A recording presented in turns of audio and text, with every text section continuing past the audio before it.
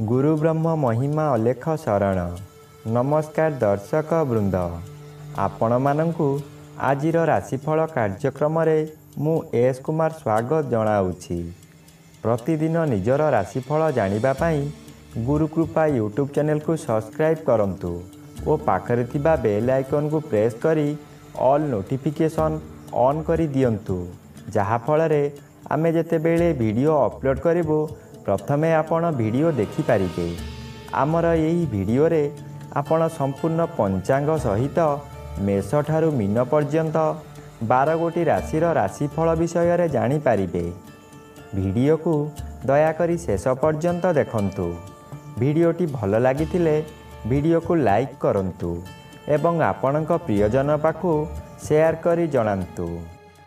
एबे आसंतु जानिबा आज दिनर संपूर्ण पंचांग विषय। आज 2025 मसीहा अक्टोबर मास 27 तारिख सोमवार, दिल्ली शराब्द सन 1433 साल, स्वाधीन भारताब्द 79 वर्ष, महिमाद 198 वर्ष। उत्कल गजपति श्री श्री गजपति दिव्यसिंह देव महाराजांकर 69 अंक।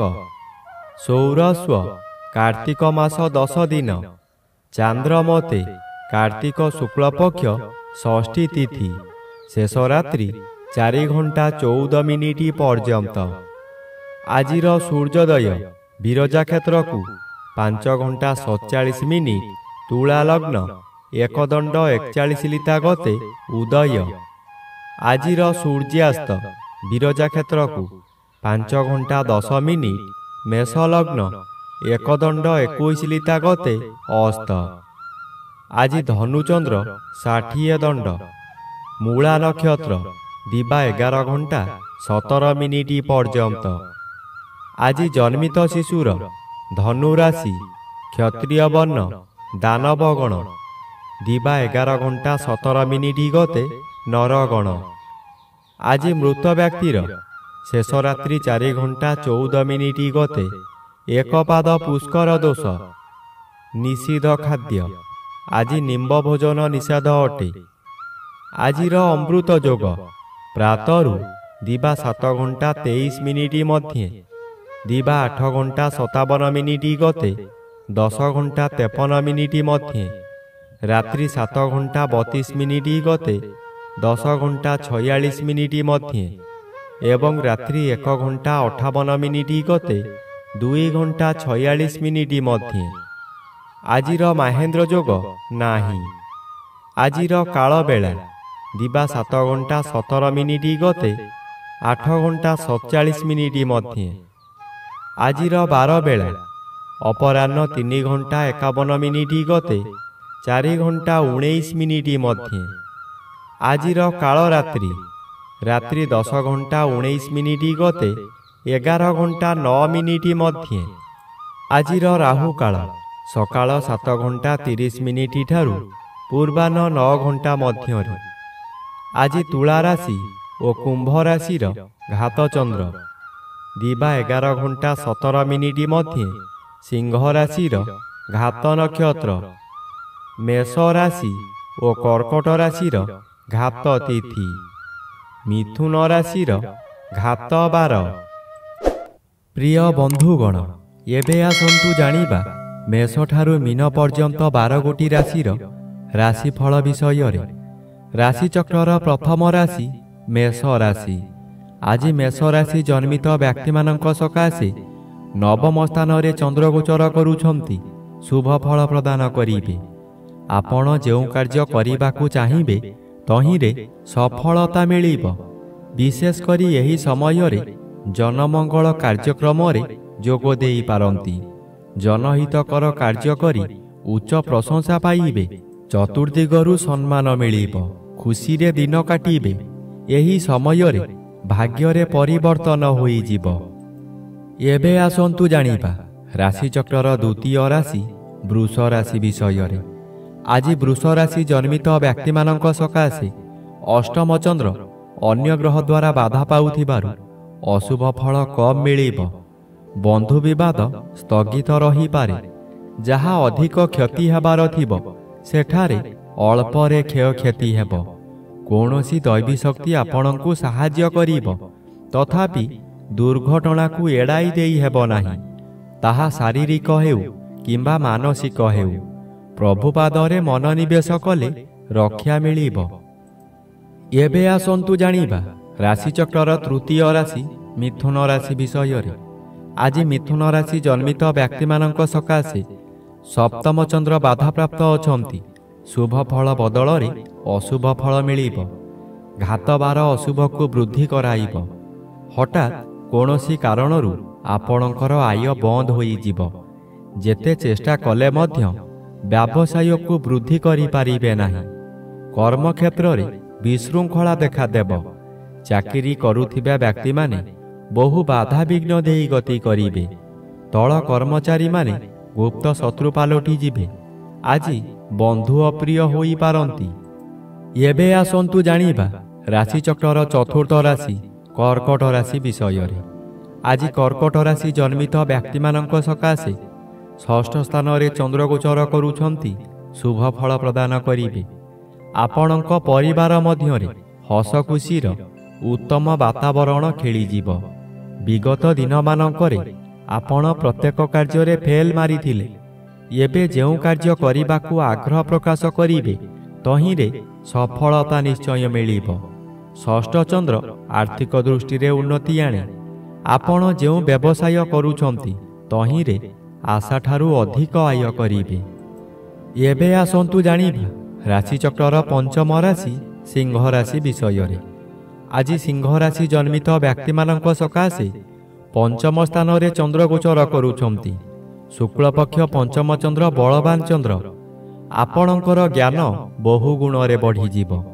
ମସ୍ତିଷ୍କ ଥଣ୍ଡା ରହିବା କାରଣରୁ ପ୍ରତ୍ୟେକ କାର୍ଯ୍ୟ କରିବା ପୂର୍ବରୁ ଭଲ ଭାବରେ ଚିନ୍ତା କରିବେ। ବିଦ୍ୟାର୍ଥୀମାନେ ଯାହା ପାଠ ପଢ଼ିବେ ତାହା ସବୁଦିନ ସକାଶେ ମନ ମଧ୍ୟରେ ଛାପି ହୋଇ ରହିଯିବ। ଏହି ସମୟରେ ପ୍ରବଳ କ୍ଷୁଧାଜାତ ହେବ। ଭଲ ଭଲ ଜିନିଷ ତଥା ଗରିଷ୍ଠ ଖାଦ୍ୟ ଖାଇ ପେଟ ରୋଗର ମୂଳଦୁଆ ପଡ଼ିବ।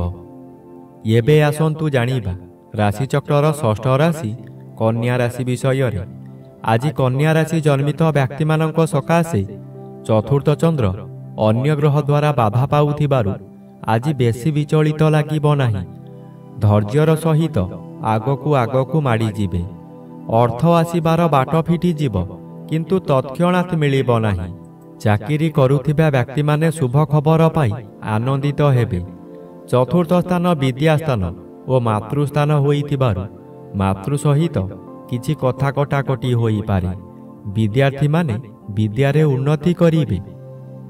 ଏବେ ଆସନ୍ତୁ ଜାଣିବା ରାଶିଚକ୍ରର ସପ୍ତମ ରାଶି ତୁଳା ରାଶି ବିଷୟରେ।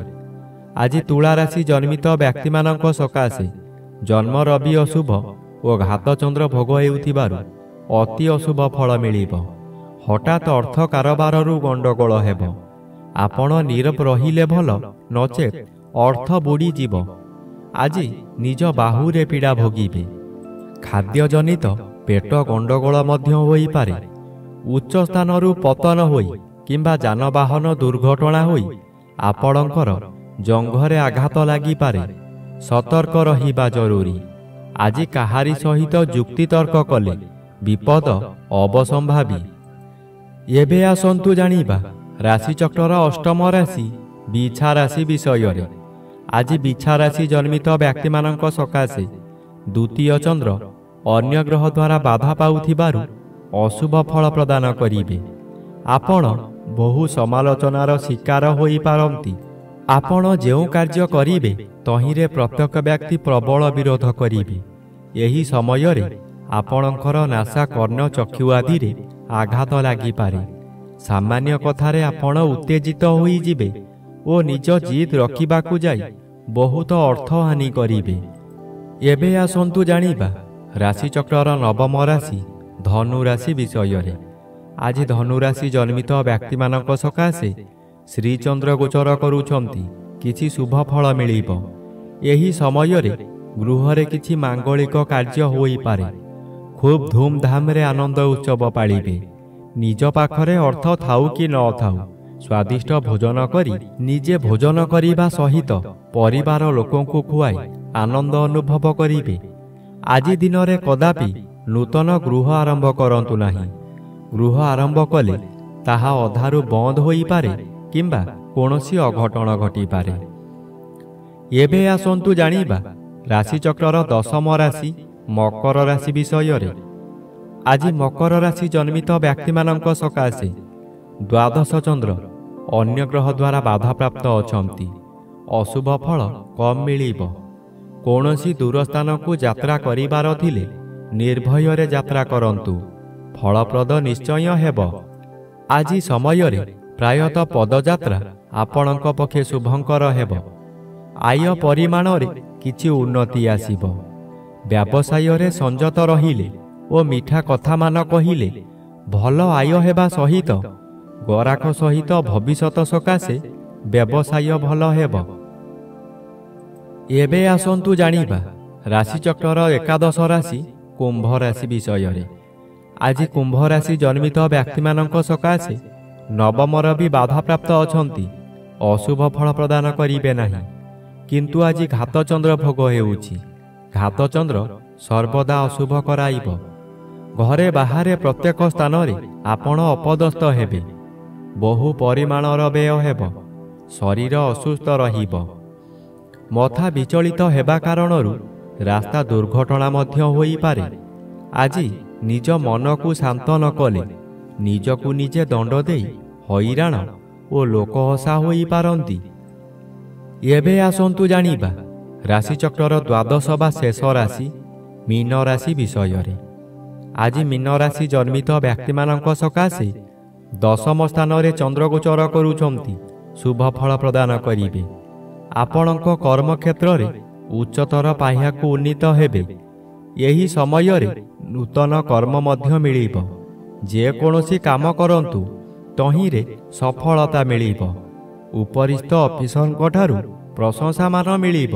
ପ୍ରତିଷ୍ଠା ଲାଭ କରିବେ। ଆପଣଙ୍କ କାର୍ଯ୍ୟ ଦେଖି ସାଥୀ କର୍ମଚାରୀମାନେ ଆପଣଙ୍କୁ ଅନୁକରଣ କରିବେ ଓ ସଫଳତାର ସୂତ୍ର ଶିକ୍ଷା କରିବେ।